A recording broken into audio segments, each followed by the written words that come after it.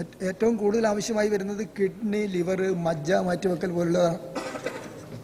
ഇതിൽ ഇത്തരം പിന്നെ ഒരു പേഷ്യൻ്റെ കിഡ്നി മാറ്റിവെക്കണം, ബന്ധുക്കൾക്ക് മാച്ച് ചെയ്യുന്നില്ല. അപ്പോൾ അവർ മറ്റൊരു ലിവിങ് ഡോണറുടെ അടുത്ത് പോകണം. അവർ ചോദിക്കുന്നത് ഭീമമായ സംഖ്യയാണ്. അതിന് ഏജൻറ്റുമാരുമുണ്ട്. ഇങ്ങനെ വരുമ്പോൾ ലിവിങ് ഡോണർ കൊടുക്കുന്നത് ഒഴിവാക്കിയാൽ ഈ രോഗിക്ക് അവയവം കിട്ടാതെ വരും. അത്തരം സന്ദർഭങ്ങളിൽ എന്ത് നടപടി, ഇപ്പോൾ DLAC എന്ത് നടപടിയാണ് അക്കാര്യത്തിലെടുക്കുക? ബന്ധുക്കൾ തന്നെ ആവണമെന്ന് നിർബന്ധിക്കാൻ കഴിയുന്നതാണോ? പിന്നെ മറ്റൊന്ന്, ചെറുപ്പക്കാർക്ക് മാറ്റിവെക്കുന്നതിനെ സംബന്ധിച്ച് ഗവൺമെന്റിന് അല്ലെങ്കിൽ ഡോക്ടർമാർക്ക് ആലോചിക്കാം. ഒരു ഘട്ടം പ്രായം കഴിഞ്ഞ 70, 80 ആയ ആളുകൾക്ക് മാറ്റിവെക്കുന്നത് സംബന്ധിച്ച് ആവശ്യമുണ്ടോ അതൊന്ന് പരിശോധിച്ചൂടെ? ഇത് സംബന്ധിച്ച് ആവശ്യമായ പിന്നെ ഒരു ക്യാമ്പയിൻ അതല്ലെങ്കിൽ ഇത് സംബന്ധിച്ച് ബോധവൽക്കരണ പ്രക്രിയ നടത്താൻ ഗവൺമെന്റ് ഉദ്ദേശിക്കുന്നുണ്ട്. സർ, ഈ ലിവിംഗ് ഡോണർ അവയവം നൽകുമ്പോൾ അതിൽ 2 രീതിയിലാണ് ബന്ധുക്കൾ ഞാൻ നേരത്തെ പറഞ്ഞു. ബന്ധുക്കളുടെ വിഭാഗത്തിൽ അച്ഛനും അമ്മയും മകനും മകളും സഹോദരനും സഹോദരിയും ഗ്രാൻഡ് മദറും മുത്തച്ഛനും മുത്തച്ഛിയാണ് വരുന്നത്.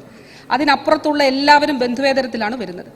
ഈ ബന്ധുക്കൾ കാറ്റഗറിയിൽ ഉള്ളവർക്ക് DLACയുടെ മുൻപാകെ വരണ്ട. ഏത് ആശുപത്രിയിലാണോ ട്രാൻസ്പ്ലാന്റ് ചെയ്യുന്നത് ആശുപത്രിക്ക് തന്നെ ആ ബന്ധുക്കളാണ് എന്ന് തെളിയിക്കുന്നതിന് വേണ്ടിയിട്ടുള്ള സർട്ടിഫിക്കറ്റുകൾ മതിയാകും.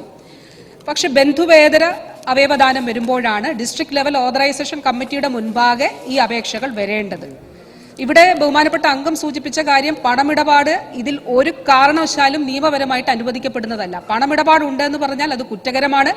ഏത് ആശുപത്രിയിലാണ് അങ്ങനെ പണമിടപാട് നടന്നതായിട്ടോ അല്ലെങ്കിൽ ഇടനിലക്കാർ ഉള്ളതായിട്ടോ തെളിഞ്ഞാൽ ആ ആശുപത്രിയുടെ ട്രാൻസ്പ്ലാന്റിന്റെ ലൈസൻസ് റദ്ദാക്കുന്നതിന് ഈ നിയമം അത് വ്യവസ്ഥ ചെയ്യുന്നുണ്ട് സർ. അതുകൊണ്ട് പണമിടപാടും ഇടനിലക്കാരും ഒരു കാരണവശാലും ഉണ്ടാകാൻ പാടില്ല.